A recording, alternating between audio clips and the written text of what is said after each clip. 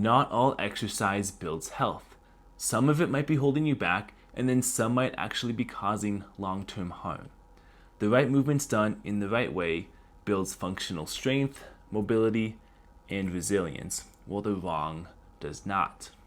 So let's talk about what those are.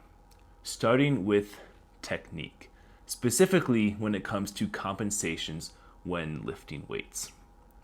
Now, with any lift, at some point, if you try and lift too much, the body will try and compensate, find another way to get a little more strength so you can finish the rep.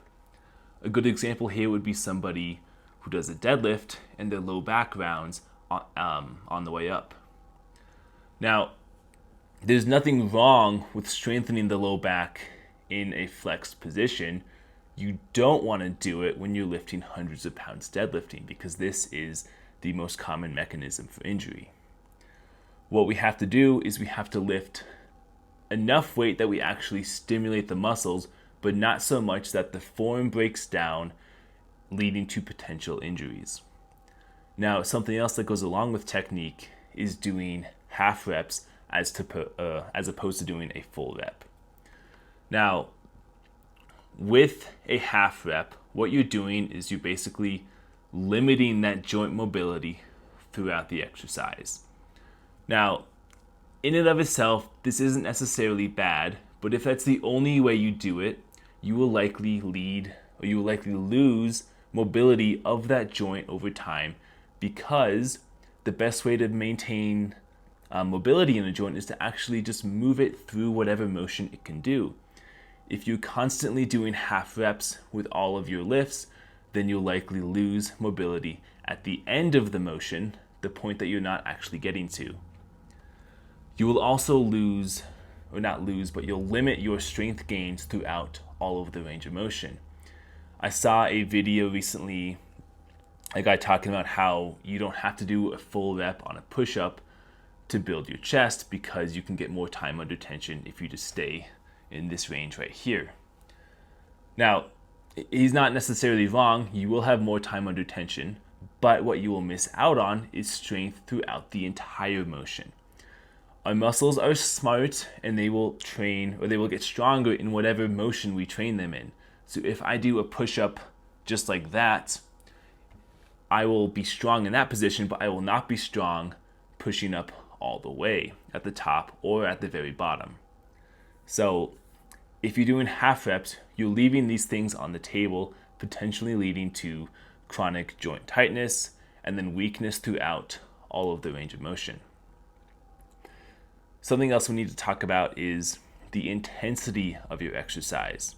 Now, obviously, if you don't do enough, or if your intensity is low, then you'll likely see little to no benefit from exercise. And then on the opposite end of the spectrum, if you do too much, you'll likely overtrain and then cause injuries. We have to find somewhere in the middle where each exercise causes a little bit of muscle soreness, but not so much that you can barely move the next day. Exercising a muscle that is sore will compound the soreness. The soreness is caused by tears in the muscle itself.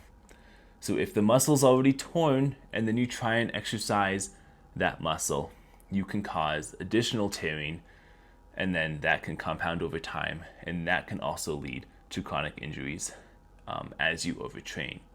So when you're sore, you have to make sure that you give yourself enough time to recover before you try and work that muscle again. Otherwise, you'll set yourself back and potentially cause some sort of injury. Once that soreness goes down, that's when you can progress. And I would do that little bit at a time. If you try and do a progression it's too much and your body can't handle it, you'll likely either get really sore and then you won't be able to work out for a week, or you will get injured and then you won't be able to work out for who knows how long. Now, when it comes to overuse, a lot of people know that with kids, it's especially important not to have a single sport athlete who does that exact same sport throughout the entire year. We want to diversify their training, introduce them to several different sports because this is better in terms of development of their body. Now, when it comes to weightlifting, we seem to have lost this same ideology. A lot of people like to do squats, deadlifts, bench press, rows, and then overhead press and pull-ups because they're compound movements and they cover essentially every muscle group in the body. But remember, if you're only doing that, you're only training your body to do that. What this can lead to is stiffness, especially in the shoulders, the back, and the hips. I know a lot of weightlifters who have a lot of back pain. The reason for this is likely because they spend all their time squatting and deadlifting. With these motions, the back has to be very stable.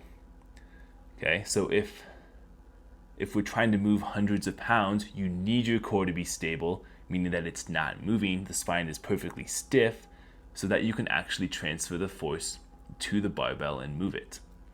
Now, what comes along with this is that your spine will adapt over time and become progressively more and more stiff.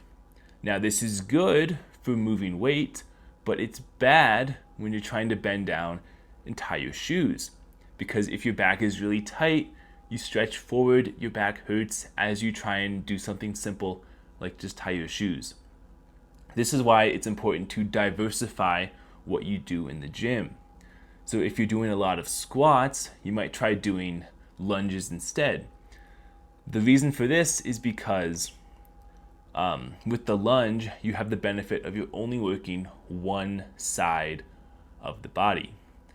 Now, what this does is it not only includes all the muscles that you exercise in a squat, but it also adds a lot of other muscles that otherwise would not be worked to the same degree. Muscles that are equally as important, they're just not thought of as much when it comes to working out in the gym. Something else that's important specifically for the low back stiffness is adding some degree of training the spine through flexion and extension, meaning bending forward and backwards. Not with a deadlift like we talked about before, because that's a bad idea. But you can do this with a lighter weight or with body weight exercises. You can also include things that involve some degree of rotation of the spine, because a lot of what people do at the gym involves what's called the sagittal plane, which is bending forward and backwards, less so twisting motions, which the spine is also designed to do, but we don't train it like that. All of these together are what will help reduce that stiffness in not only the spine, but the hips, and then you can add in different planes of motion for the shoulders as well. You don't just need to do pushing and pulling in front of you and then up and down. Something that is often overlooked, especially with weightlifters, is impact training. Now, this can be something like running or plyometrics. What this does is it causes a lot of stress through the bones and the cartilage. We have to remember that when we're working out, we're not only trying to stimulate muscle. There are other tissues in the body that are equally important in order to maintain our function as we age. Now, specifically running with cartilage, there's this myth and people believe that running is actually bad for the joints because it causes what they call wear and tear. We have to remember that cartilage is a living tissue. It requires stimulus in order to stay healthy. So that stimulus being compression and shearing back and forth as you move the joint. I've seen a lot of people who have arthritis everywhere in their body who have never worked out a day in their life. If wear and tear is what causes arthritis, then that person shouldn't exist, right?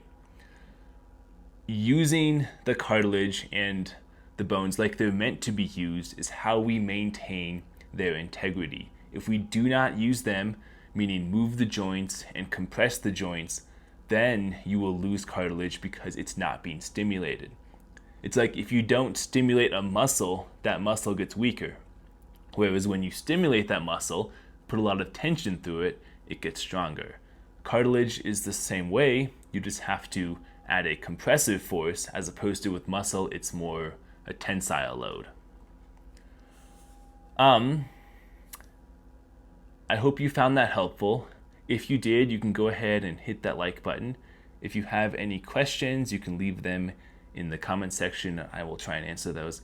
Otherwise, if you want to continue to learn how to build a healthy and functional body, then you can go ahead and subscribe to my channel.